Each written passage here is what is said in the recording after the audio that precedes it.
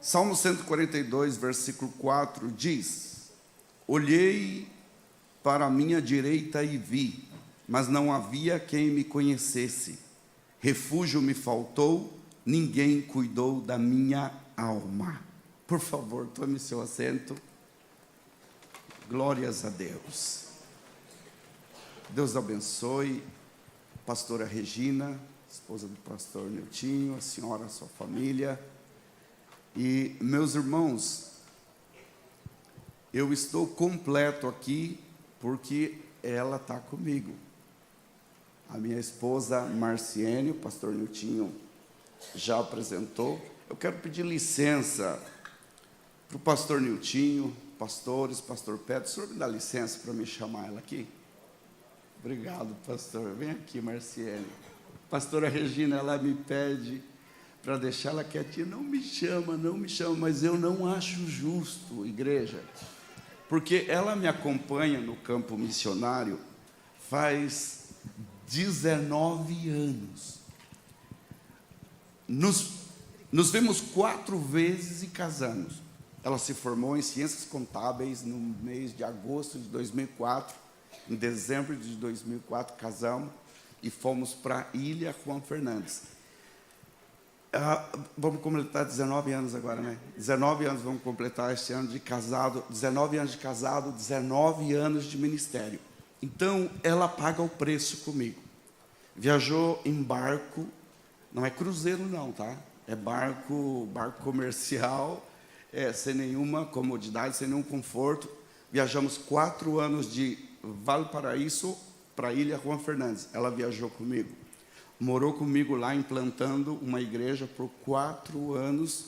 Uma ilha que chove 8 meses por ano, tem 600 habitantes, não tem infraestrutura nenhuma, não tem supermercado, não tem hospital, não tem farmácia, não tem lojas, tem 600 pessoas que moram lá e vivem da pesca. E ela ficou comigo lá, pagando o preço. Depois, Ilha de Páscoa. Eu me lembro, estava pensando aqui, lembrando, e quis contar isso. Na construção do templo da Ilha de Páscoa, ela cozinhava no fogo a lenha para mais de 30 pessoas trabalhando na construção, sozinha. A mineira ficava vermelha lá no calor do fogo, no calor do sol, mas ela pagou o preço. Depois fomos para o Haiti, construímos escola no Haiti, construímos templo, e agora ela anda arrastando mala comigo aí para o mundo afora. Ela faz toda a parte burocrática do nosso ministério, da nossa família. Deus me deu nela o que faltava em mim. Eu digo que por ela ser contadora, graças a Deus e graças a ela não sou mais pobre. Então, eu acho justo que nesse momento, que é um momento de extrema, eu estou me sentindo extremamente honrado. Eu acho justo que ela participe desse momento. Vocês concordam comigo?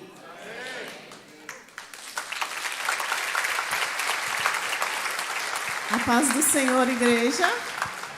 É uma alegria, um privilégio, uma honra estar aqui na AD Blue e nesse culto glorioso, maravilhoso. Agradecida a Deus pelas nossas vidas, pela vida do meu esposo. Agradecido a Deus pelos pastores do ministério, pastor Niltinho, pastora Regina, que eu estou bem acompanhada ali ao ladinho dela, pastor Peter, pastora Mara, e toda essa igreja linda, servos de Deus, nossos irmãos em Cristo. Somos a família que vai morar para sempre no céu, juntos e reunidos, não? Imagina que alegria será? E agradecida a Deus também pelo chamado do Senhor nas nossas vidas, como meu esposo resumiu bem aqui os trabalhos e lugares que estivemos. E desde eu fui criada num lar cristão, desde a minha infância eu orava a Deus por um esposo, por um companheiro, e vale a pena orar e esperar em Deus, e Deus sempre me ajudou a esperar nele. E no dia 18 de dezembro de 2004, Deus me deu esse varão, homem de Deus, já era missionário solteiro. Então, Deus uniu-nos em matrimônio e uniu com um propósito. E eu glorifico a Deus que este propósito permanece de pé e permanecemos juntos aí trabalhando para o reino de Deus. E nesses 19 anos, Deus ha sido fiel nas nossas vidas. Me casei, já saí de Minas Gerais, nem morei no Brasil casada, já fomos para Ilha Ron Fernandes, onde ele chegou, esteve 6 meses solteiros, e lá tive com eles, tivemos 4 anos no total, depois Ilha de Páscoa, Haiti. A Ilha Ron Fernandes, a Ilha de Páscoa, para mim, foi uma escola para o ministério. Eu sempre servi a Deus, sempre ativa na igreja, mas foi trabalhando como missionária ao lado do meu esposo que eu comecei a aprender o que é o ministério, o chamado de Deus, a vocação de Deus.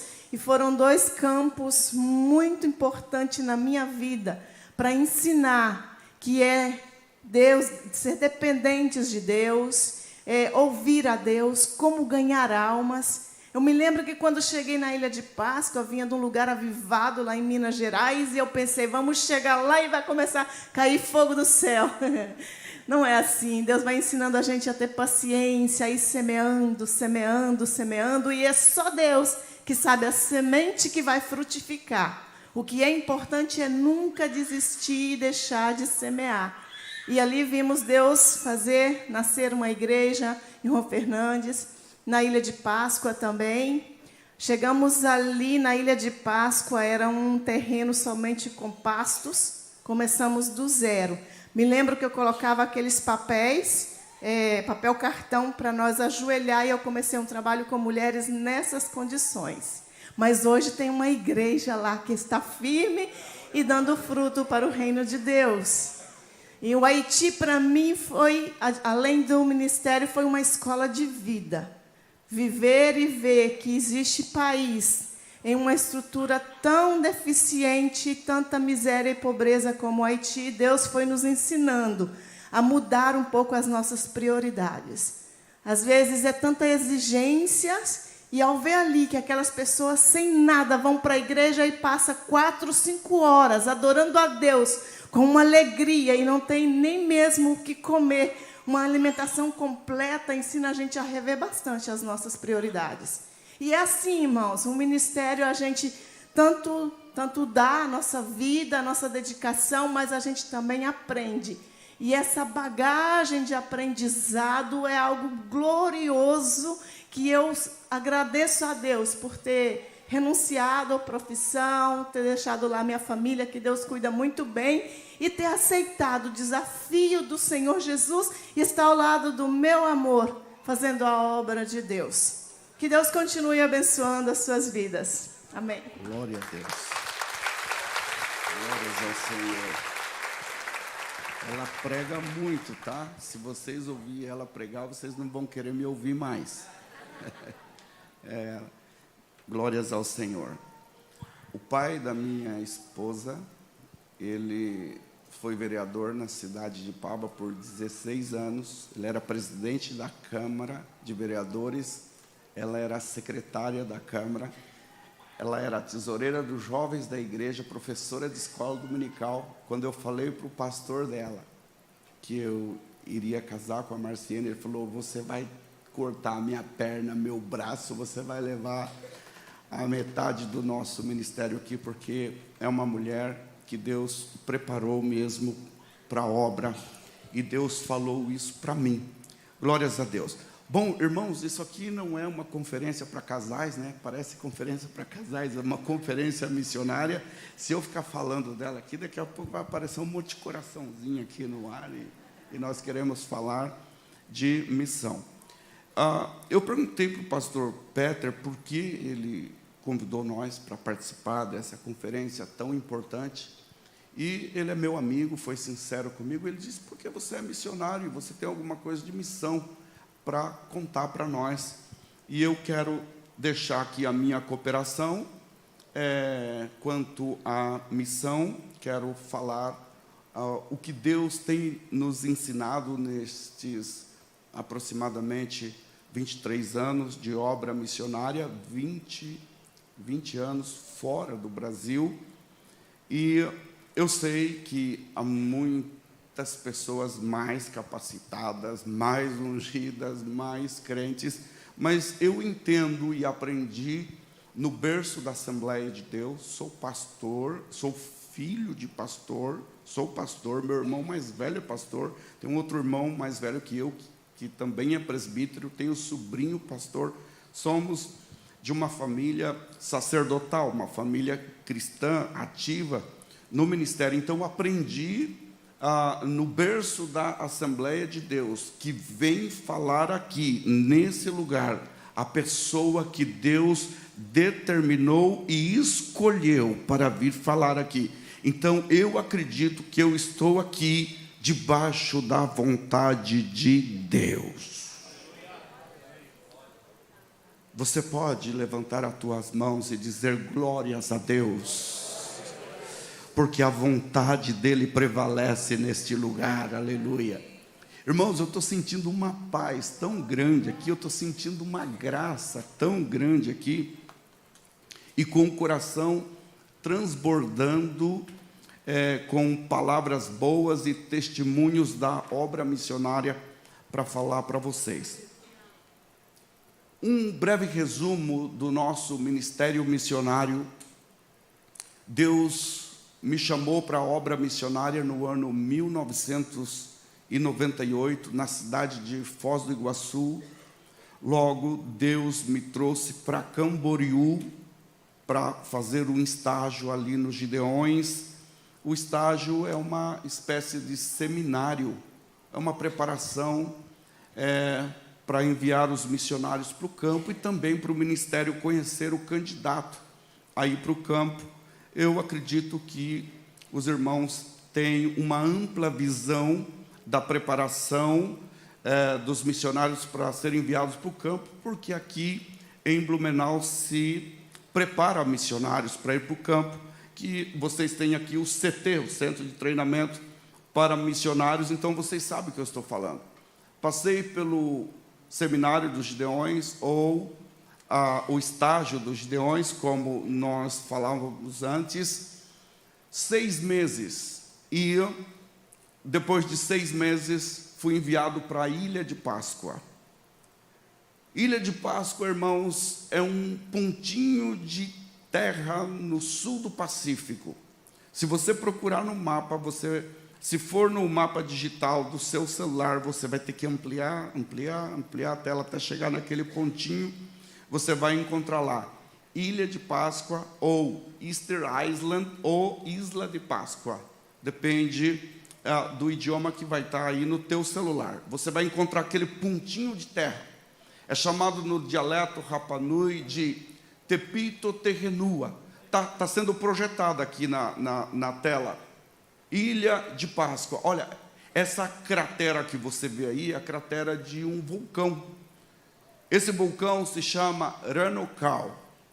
A ilha, desde essa ponta aí que você vê, dessa cratera do vulcão Ranokau, até o vulcão Terevaca, aí são 18 quilômetros. Então, a ilha tem 18 quilômetros de comprimento. Na parte mais estreita, que é depois da cratera, essa cratera está muito alta. Você vê, parece que a ilha é plana, não é. Essa cratera está muito alta. Então, descendo, está o povoado chamado Hangaroa. E depois o restante da ilha. Aí já é o final de outra ilha. Esse os 15 moais, Arhuaquive, chamado de Arhuaquive no dialeto Rapa Nui. Então, a ilha tem 18 quilômetros de comprimento, 3 quilômetros na parte mais estreita da ilha, 3 quilômetros de largura e 10 quilômetros de largura na parte mais grande. O que faz da ilha triangular? Ela é triangular. Ela tem 18 quilômetros quadrados. Para quem conhece Fernando de Noronha no Brasil, Fernando de Noronha tem 16 quilômetros, Ilha de Páscoa tem 18 quilômetros quadrados. Lá mora uma tribo, a tribo Rapa Nui, ou, do nosso português aqui, puxando o R, Rapa Nui. Esses são os nativos da ilha, esse é o povo Rapa Nui, originários da Polinésia Francesa. Minha esposa e eu visitamos a Polinésia Francesa, por 2 vezes também. A primeira vez ficamos 1 mês, a segunda vez 2 meses.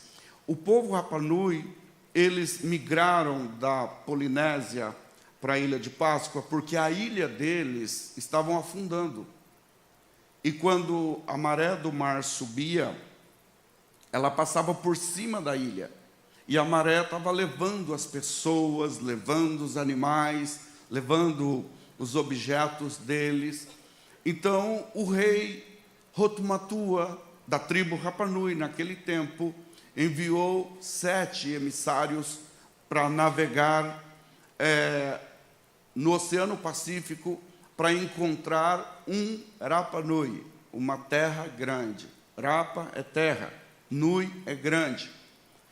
E a história conta que eles saíram navegando pelo Pacífico, guiado pelas correntes marítimas, pelo vento, pelas estrelas. Eles eram bons navegadores e eles chegaram até a Ilha de Páscoa.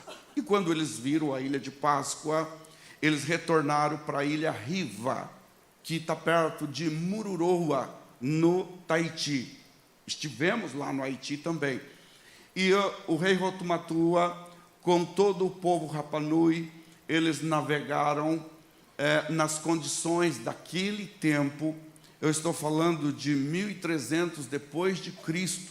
Eles navegaram e chegaram até a Ilha de Páscoa. Eles levaram mudas de bananeiras, mudas de batata doce, levaram galinhas para a sobrevivência deles. E lá na Ilha de Páscoa, eles se estabilizaram.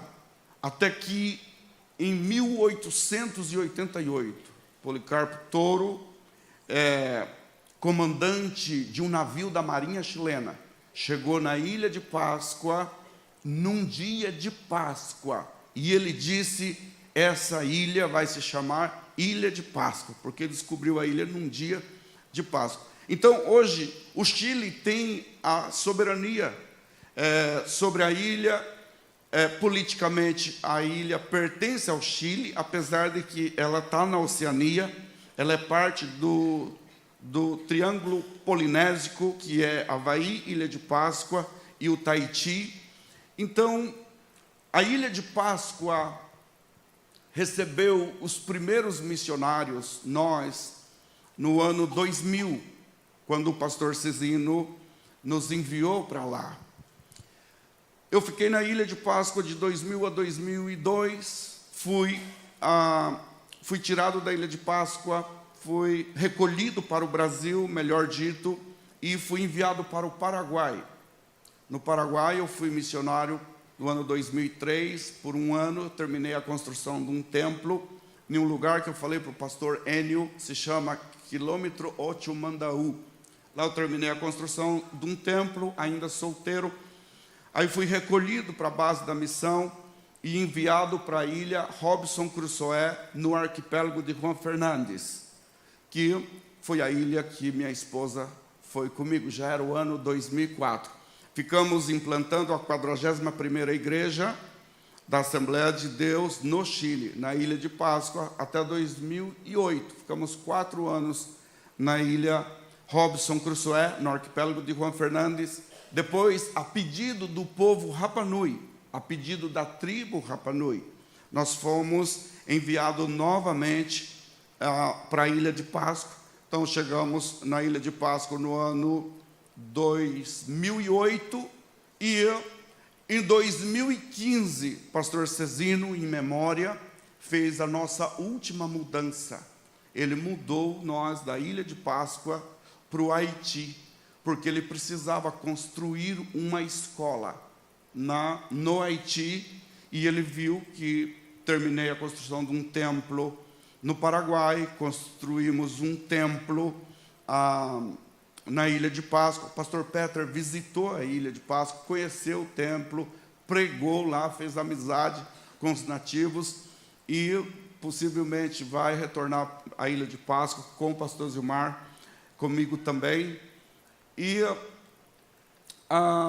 depois, lá no Haiti, Bom, o pastor Cizino viu as construções que fizemos em vários lugares, então ele precisava da construção de uma escola no Haiti. E ele disse que Deus falou para ele, colocou no coração dele que seria nós, eu e minha esposa, e nos enviou. Em setembro de 2015, chegamos no Haiti. Aconteceu algo muito importante, de muita relevância, e eu quero testemunhar aqui. Aconteceu no Haiti. Quando chegamos no Haiti para construir a escola, o pastor Cizino disse que o Brasil estava vivendo uma crise política e econômica, que Deus nos guarde nos futuros anos aí. Alguém diga amém. Glória a Deus. O Brasil estava sofrendo a crise política e econômica e também foi afetado os caixas dos Gideões.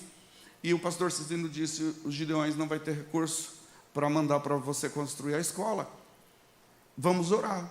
E nós oramos de setembro de 2015 a janeiro de 2016. Em janeiro de 2016, eu estava na minha casa, a secretária dos Gideões me ligou e disse, o pastor Cizino quer dar uma palavrinha com você. Eu falei, ok. E ele, daquele jeito especial que ele tinha, ele disse, Urias, paz do Senhor, pastor. Ele falou, onde você está? Eu falei, eu estou no Haiti. Ele falou, não, quero saber onde você está agora. Eu falei, pastor, eu estou no Haiti. Ele falou, você está na tua casa? Eu falei, eu estou. Está sentado ou está em pé? Eu falei, pastor, eu estou sentado. Ele falou, e a Marciene? Eu falei, está lá na beira do fogão cozinhando. Ele falou, então se levanta e vai lá do lado da Marciene, que eu tenho uma mensagem de Deus para vocês, que vai fazer vocês pular de alegria. Imagina uma mensagem de Deus vindo do pastor Niltinho para nós. Uma mensagem do pastor Cezino vindo para nós era algo muito grande. Então, fui perto da minha esposa, coloquei no Viva Voz e eu falei, pronto, pastor, a Marciene está ouvindo. E ele falou assim, olha, aquele olha de suspense, de profeta, sabe? Ele falou assim, olha, eu estava orando, pedindo socorro para a obra missionária e pedindo socorro para o Haiti.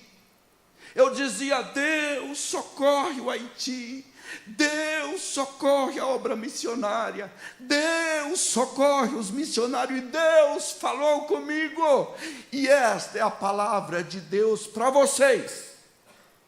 Imagina, o céu já tinha descido, subido, descido de novo. Naquele lugar eu estava com o celular assim na mão, só a graça de Deus. E ele disse, Deus mandou eu recomendar vocês para visitar as igrejas nos Estados Unidos e apresentar os projetos missionários, porque lá eles têm um pouco mais de recurso que nós, o dólar vale um pouco mais. Então, fale com os pastores dos Estados Unidos e pede para eles ligar para mim. Era 2016, eu já visitava os Estados Unidos desde 2011, eu visitava a comunidade hispana. Foram os hispanos, pastores, primeiro nos convidou para os Estados Unidos, pastores americanos, e porque eu não sou fluente em inglês, me projetaram para as igrejas hispanas.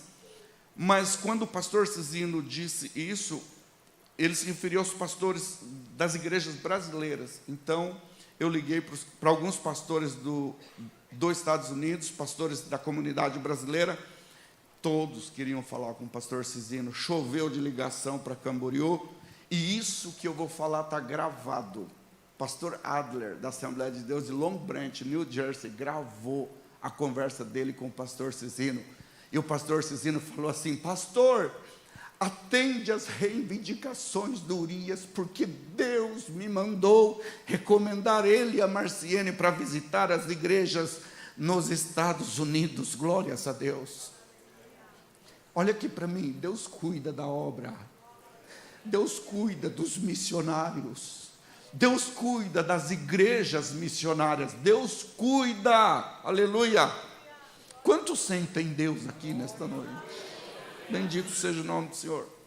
Começamos a visitar as igrejas brasileiras nos Estados Unidos, construímos a escola, construímos um templo, construímos uma casa pastoral. Foi o pastor Antônio Cabreira que financiou a construção da casa para um pastor. Eu estou resumindo muitos anos de trabalho. E cresceu muito. As igrejas do Canadá nos chamaram para o Canadá. As igrejas da Europa nos chamaram para a Europa. E olha, Deus sabe, pastor Niltinho, Deus sabe, pastor Lediel, Deus sabe, pastor Aguiar, pastor Peter, Deus sabe o que eu vou falar aqui. É para a glória de Deus, é para a exaltação do nome de Deus. Hoje, os 12 meses do ano, ficou pouco para nós visitar as igrejas que nos chamam. Isso é misericórdia de Deus e o cuidado que Ele tem para com a obra. Aí, depois da partida do pastor Cizino, aconteceu algumas coisas, e diante de decisões bastante importantes, momentos ministerial crucial para a nossa vida, viemos a Blumenau. O pastor Niltinho nos deu bons conselhos e que deu certo. Muito obrigado, pastor, por ser o nosso conselheiro, por nos pastorear. E depois Deus deu um presente para Camboriú. Quantos sabem que Deus deu um presente para Camboriú? Deus presenteou Camboriú com o meu presidente, que eu amo muito, pastor Zilmar Melquiades Miguel.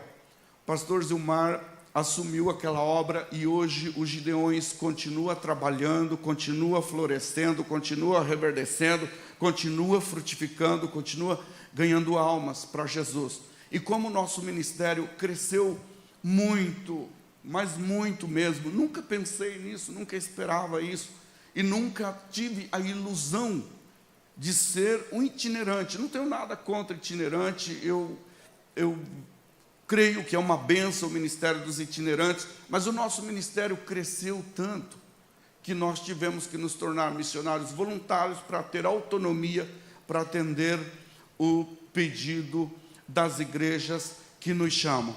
Hoje nós visitamos muitas igrejas que nos ajudam, que nos abençoam, que nos mantêm, e também nós ajudamos alguns projetos missionários, ajudamos os Gideões voluntariamente. Este ano, o pastor Zilmar Miguel pediu para nós irmos em caráter de urgência para a Bolívia. Tínhamos uma agenda para a Europa e adiamos a agenda para a Europa. Já fomos 2 vezes visitar igrejas na Europa, em vários países. Adiamos para dar prioridade para a obra missionária. E ficamos de janeiro a maio na Bolívia, pastoreando 5 igrejas. Irmãos, é uma visão panorâmica do nosso ministério. E como hoje foi meu primeiro dia adorando a Jesus aqui com vocês, eu achei que seria bom eu dar esse resumo para os irmãos nos conhecer mais. E alguém pode dizer comigo aí, glórias a Deus por isso? Olha aqui para mim. Eu sou de uma família pobre no Paraná. Eu era da roça. Meu pai, pastor dele, pastor José Anunciação, de Campo Mourão.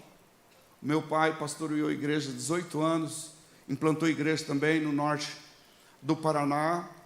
Mas eu não sou de uma família de influência, digamos. Mas lá no interior do Paraná, recebi um chamado para fazer a obra de Deus. Nós orávamos, Salmo 2:8, pede-me e te darei as nações por herança. Orávamos Isaías 6:8, eis-me aqui, envia-me a mim. Era a nossa oração. E hoje nós estamos como uma flecha na mão de Deus, sendo enviado para várias nações, e temos visto a boa mão de Deus nos levando, nos trazendo, nos acompanhando, abençoando, confirmando o nosso ministério por onde Deus tem nos levado. Agora, irmãos, Saímos da ilha de Páscoa, mas a ilha de Páscoa não saiu de nós. Saímos do Haiti, mas o Haiti não saiu de nós. Hoje nós damos assistência a vários projetos. Gideões precisa que eu vá a Cuba, nós vamos a Cuba, já fui 4 vezes levar a prebenda de 640 missionários. O pastor Zilmar precisou que eu fosse a Lima, Peru, interpretar ele no aniversário da Assembleia de Deus no Peru. Fui, acompanhei o meu pastor. Sempre que a missão nos requer, nós estamos de prontidão. Quando nós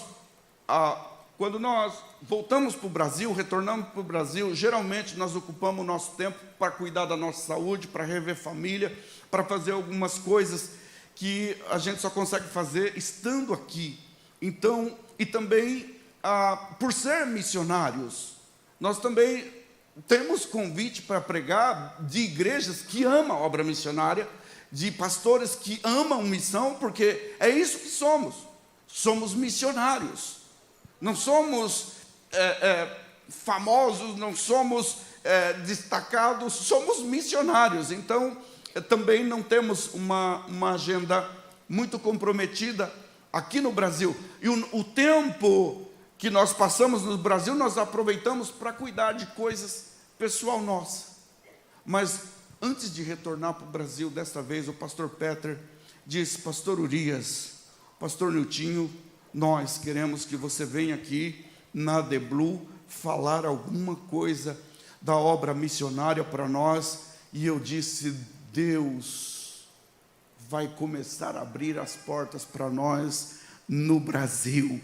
E como eu desejei servir a igreja no Brasil, porque servindo a igreja lá fora é uma alegria, mas servir a nossa pátria é uma alegria muito grande. E eu desejo do profundo do meu coração que você seja muito abençoado nessa conferência. Eu desejo que Deus derrame ricas bênçãos sobre vocês, sobre esse ministério e sobre o departamento de missão, esperança. Você pode dizer amém? Amém. Aleluia. Glórias a Deus. Se alguém queria saber se missionário prega, você vai saber agora, porque eu vou falar o que o texto, o salmo que lemos aqui diz. Só para te relembrar: olhei para a minha direita e vi, mas não havia quem me conhecesse, refúgio me faltou, ninguém cuidou da minha alma. Olha aqui para mim. Esse salmo é uma alegoria de um soldado na guerra, sozinho, se sentindo desprotegido e se sentindo desconhecido. Porque ele fala: olha, olhei para a minha direita e vi, mas não havia quem me conhecesse, se sentindo desconhecido.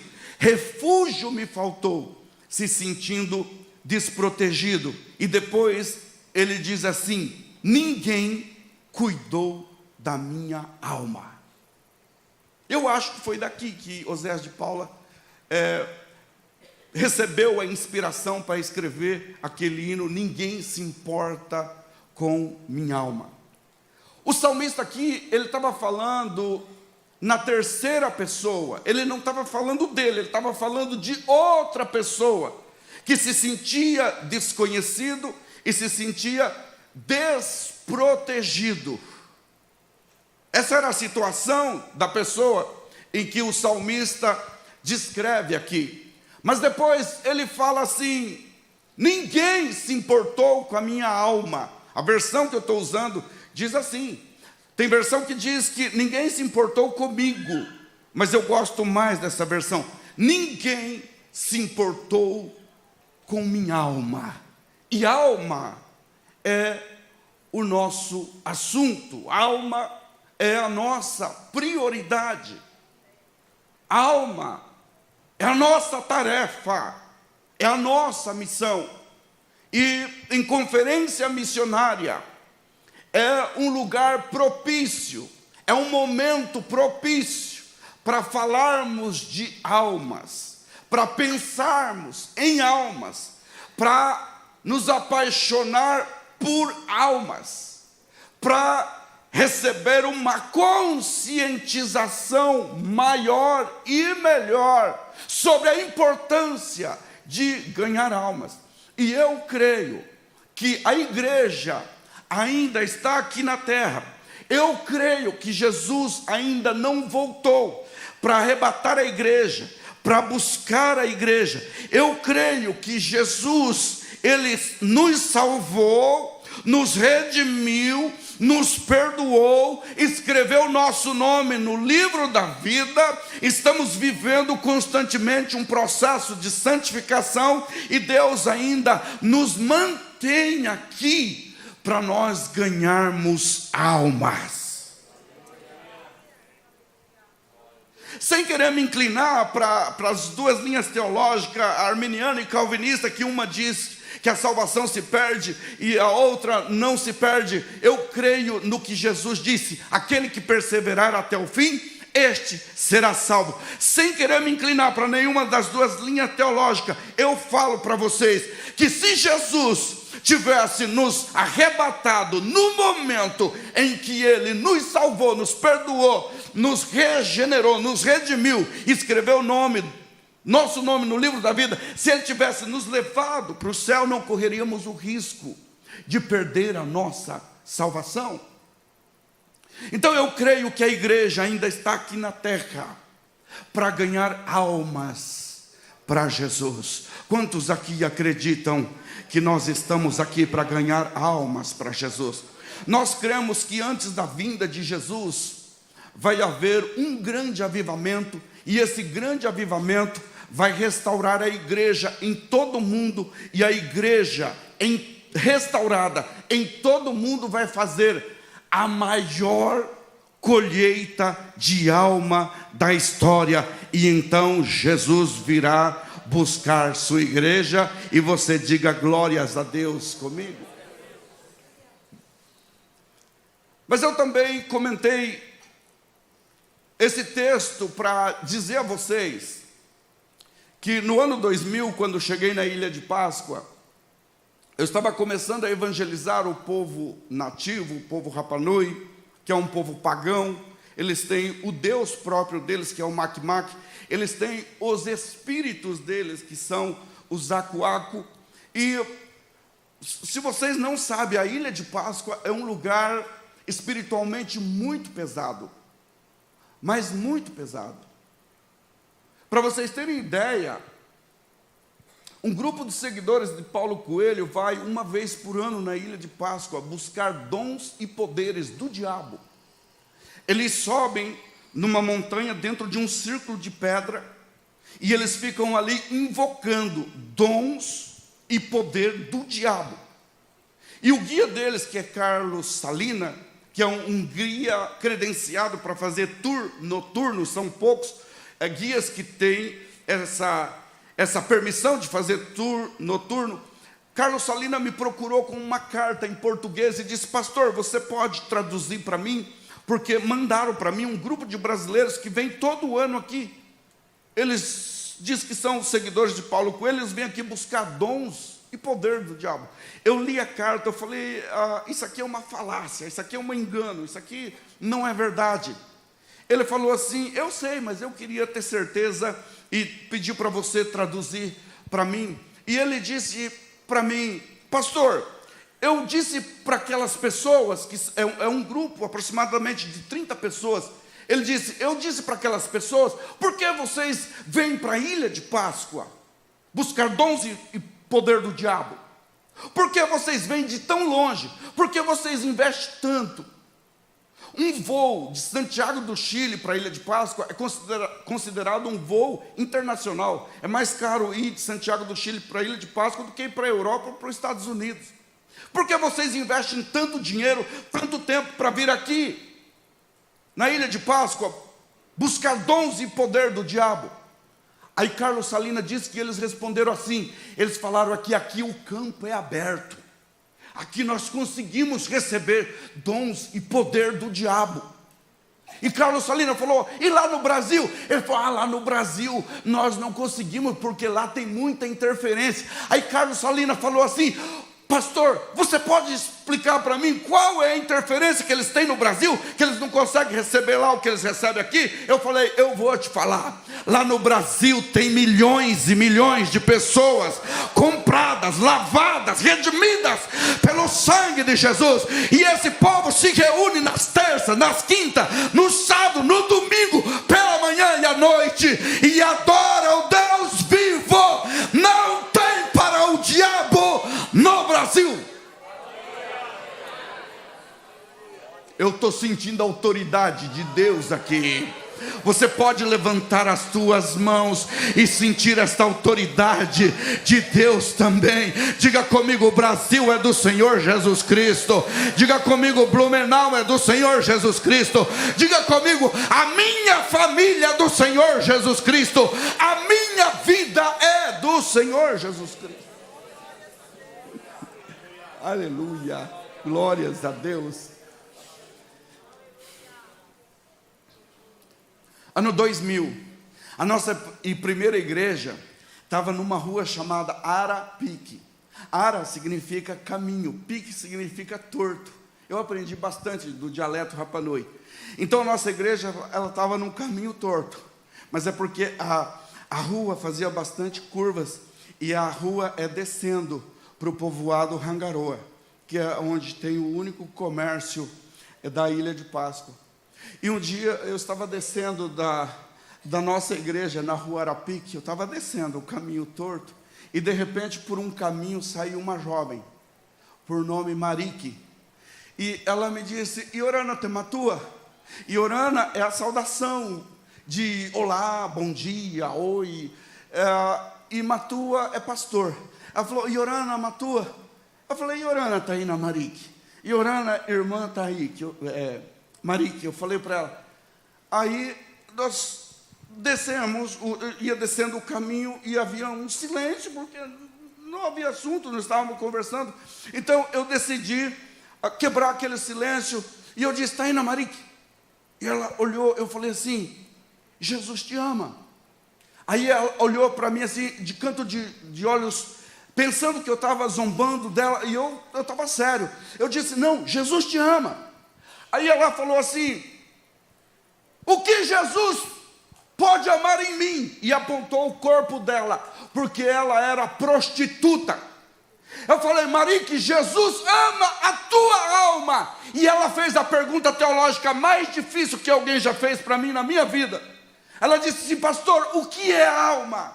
E eu não sabia, improvisei. Eu disse, alma é o teu ser, é a tua vida. Acertei. Mas a pergunta da Marique levou eu estudar o que é a alma. E eu encontrei várias definições para o que é alma. E a mais simples ou fácil para mim dizer para vocês é esta. Alma é um ser inteligente que habita e guia o nosso corpo e explora o mundo exterior através dos nossos sentidos. Pegou? Eu posso repetir. Alma é um ser inteligente que habita e guia o nosso corpo através da visão, da audição, do olfato, do paladar e do tato. Isso é alma. Aí, estudando a Bíblia, aprendemos que Deus criou a nossa alma. A origem da nossa alma é Deus. Foi Deus que criou a nossa alma. Primeiro, Ele criou o corpo de Adão. E lá estava o corpo feito do pó da terra, diz a Bíblia. E estava um boneco inerte, ou seja, sem vida. E Deus teve a ideia inteligente de soprar nos narizes, ou nas narinas de Adão. E o sopro de Deus, quando teve contato com o corpo de Adão, se formou o espírito e a alma. E Paulo diz aos Tessalonicenses, capítulo 5, versículo 23, que nós somos espírito, alma e corpo. Glórias a Deus. Olha aqui para mim, a nossa alma, é na nossa alma que está a imagem de Deus, é na nossa alma que está a parte religiosa nossa. Todo ser humano tem na sua alma uma necessidade de se relacionar com alguém que ele crê que é superior a ele. Você está aqui porque você sente essa necessidade de se relacionar com Deus. Nós estamos aqui porque nós sentimos essa necessidade de se relacionar com Deus. Daí eu entendo porque lá na Índia, os indianos, eles têm milhões de deuses.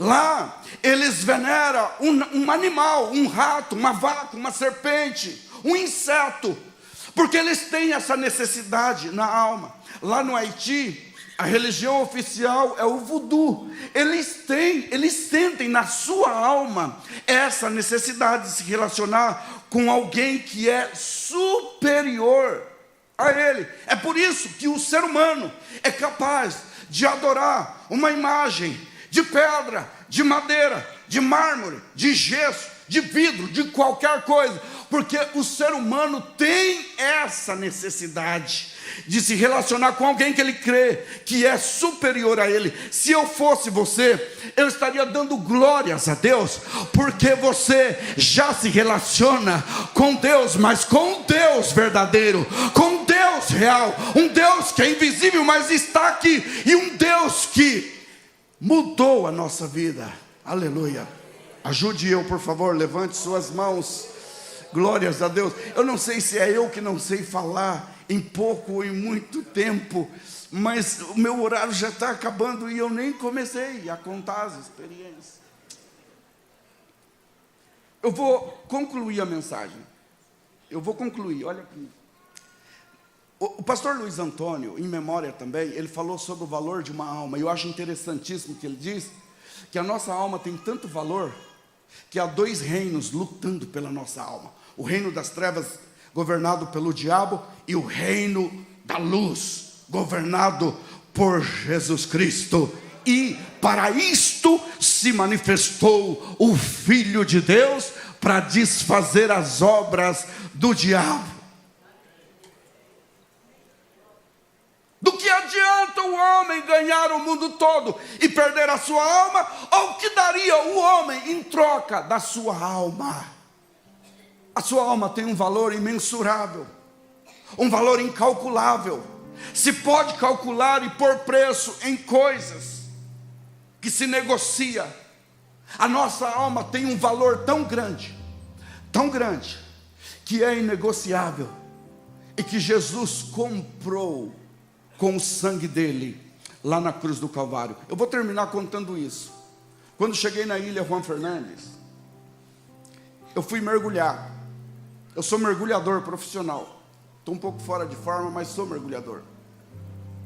E no mergulho eu conheci alguns mergulhadores. Um deles é o Walter. E o Walter me disse: vamos preparar uns peixes juntos? Eu falei: vamos. Aí depois do mergulho fomos preparar uns peixes. E ele me disse: o que você faz? Você é arqueólogo? Eu disse: não. Ornitólogo? Não. Lá na ilha Juan Fernandes há muitas espécies endêmicas que só tem lá. Então recebe muitas pessoas assim, geólogos, antropólogos, ornitólogos para estudar as aves, biólogos. E falou: o que você é? Eu falei: eu sou missionário. Ele falou: o que é missionário? Irmão, só fazem pergunta fácil para mim. Eu falei: missionário é um homem enviado com uma missão, e a minha missão é vir aqui falar da palavra de Deus. Ele falou: palavra de Deus? Eu falei: a palavra de Deus. Ele falou: o que é a palavra de Deus? Eu falei: a Bíblia. Ele falou: Bíblia? O que é a Bíblia? Eu falei: a Bíblia é um livro que contém a palavra de Deus, é a palavra de Deus. Você está brincando comigo? Ele falou: não, eu quero conhecer a Bíblia. Eu falei: te apresento agora. Fui, peguei a Bíblia. Eu falei assim: essa aqui é a Bíblia. Eu falei assim: eu vou ler um texto para você. Aqui, ó, nessa letra em cima fala o nome do livro. E aqui tem o livro de João. E essa letra maior aqui, esse número maior é o capítulo. E o número menor é o versículo. Eu vou ler para você João, capítulo 3, versículo 16, em espanhol. Eu amo espanhol. De tal maneira amou Deus ao mundo, que ha dado su Hijo unigênito, para que todo aquele que nele crê não se perda, mas tenha vida eterna. Eu falei: Walter, Esse versículo fala da existência de Deus. Deus existe, Deus é real. E essa mensagem fala que Deus criou todo este mundo. Deus criou esta ilha, Deus criou o mar, Deus criou os peixes do mar, Deus criou a tua vida. E dentro de você tem uma alma que Jesus, o Filho de Deus, morreu na cruz para salvar. Ele ficou me olhando e ele disse: quem é Jesus? Eu falei: Jesus é o Filho de Deus que foi enviado a esse mundo para morrer na cruz. Ele disse: morreu por nós. Eu falei: morreu, mas ressuscitou e está vivo. E todo aquele que crê no Filho de Deus recebe a vida eterna. E o Walter olhando assim para mim, e ele falou assim: eu estou sentindo uma coisa aqui, uma paz. Eu estou sentindo uma alegria que está me dando vontade de gritar. Eu falei: Walter, você está brincando comigo? Ele disse: não, o que é isso que está acontecendo comigo? Eu disse: Walter, Jesus acabou de salvar a tua alma e perdoar os teus pecados.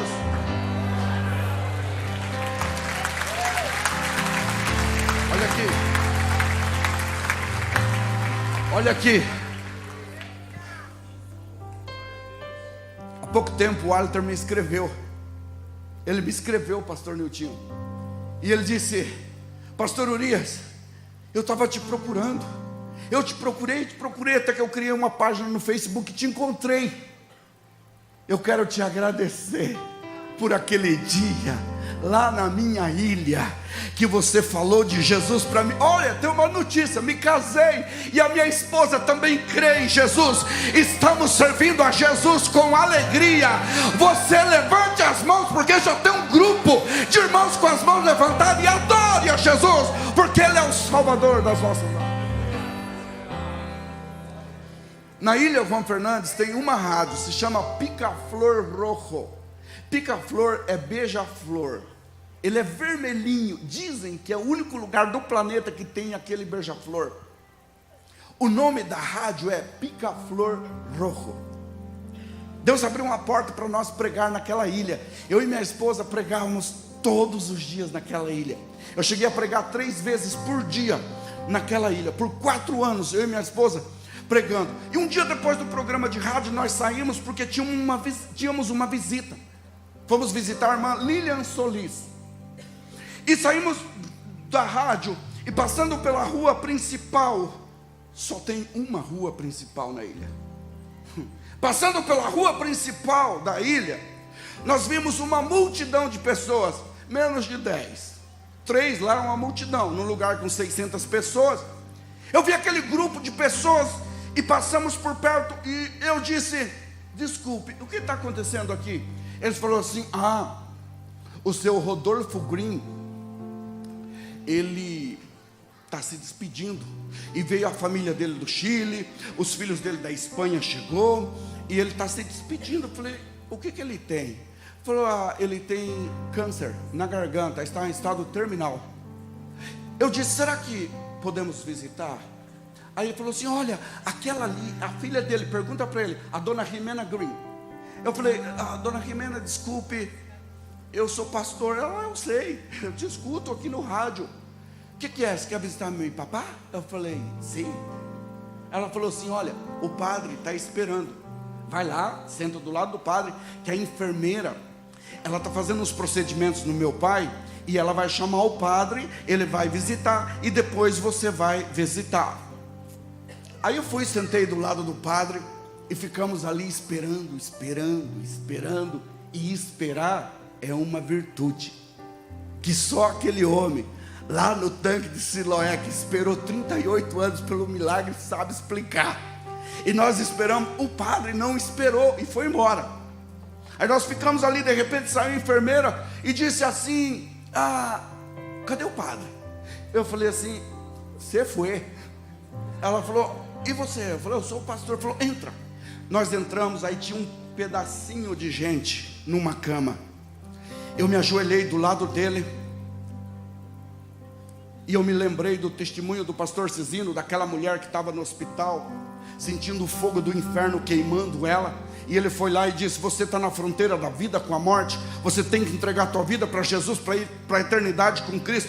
Eu me lembrei daquele testemunho, me ajoelhei ao lado da cama, coloquei a minha boca próxima ao ouvido do seu Rodolfo Green, e eu disse: irmão Rodolfo Green, você está na fronteira da vida com a morte, mas você precisa entregar a tua vida para Jesus, para você passar a eternidade com Deus.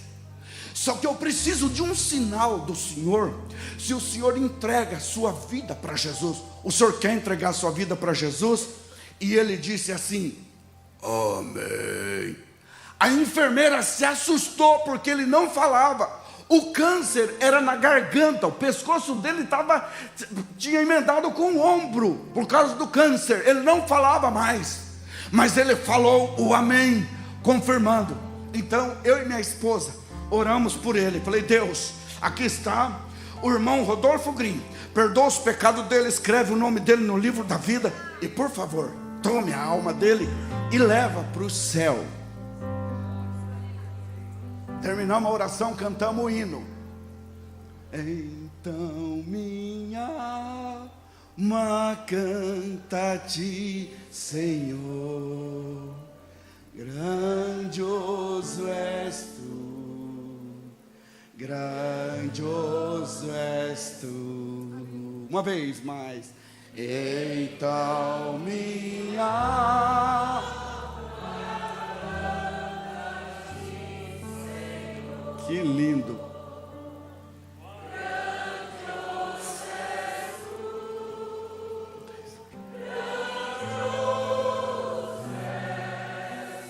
Olha aqui, por favor.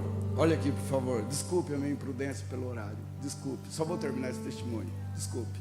Olha.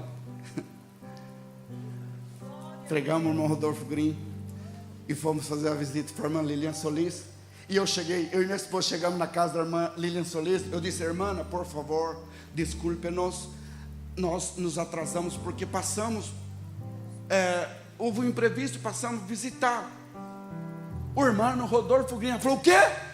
Eu falei: nós passamos a visitar o irmão Rodolfo Green. Ela falou: eu fiquei sabendo que ele está se despedindo, que a família dele veio se despedir, que ele está nas últimas. Eu falei: é verdade. Eu falei: nós fomos visitar ele lá no quarto dele, e eu preguei o evangelho para ele, e ele entregou a vida dele para Jesus. E ela falou: o quê? Eu falei: ele entregou a vida dele para Jesus. E ela foi tomada por uma alegria. Olha, irmãos, eu já vi crente se alegrar por ver Cristo salvar, mas a irmã Lília, ninguém ganha dela. Ela foi tomada por uma alegria sobrenatural pela salvação do irmão Rodolfo Green.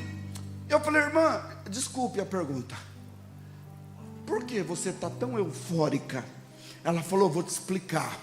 Há 45 anos atrás, chegou um missionário aqui na Ilha de Páscoa, aqui na Ilha Juan Fernandes. O nome dele era Sérgio Solis. E quando ele chegou aqui na ilha, os ilhéus não aceitaram ele, porque eles não queriam aqui os canutos, os cristianos, os evangélicos. Eles não queriam. Então eles não receberam o missionário. O único que recebeu o missionário foi o irmão Rodolfo Green. Ele disse: olha, missionário, eu não tenho muito para te oferecer, mas eu tenho um matadouro, e eu não uso muito, porque mata muito pouco animais na ilha. Então você pode ocupar o matadouro, você vai morar lá no matadouro, enquanto você faz o teu trabalho aqui na ilha. E porque ele recebeu o missionário há 45 anos atrás, no último minuto da vida dele, Deus enviou outro missionário lá do Brasil para pregar a salvação